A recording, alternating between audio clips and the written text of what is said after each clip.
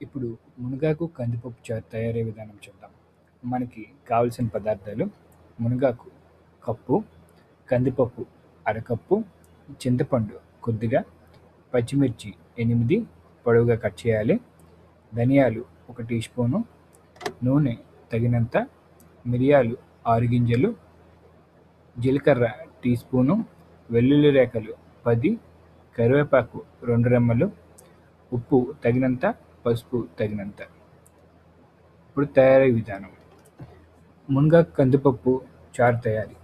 ముందుగా ఒక గిన్నెలో కందిపప్పు, మునగాకు వేసి కుక్కర్లో పెట్టి మెత్తగా ఉడికించాలి.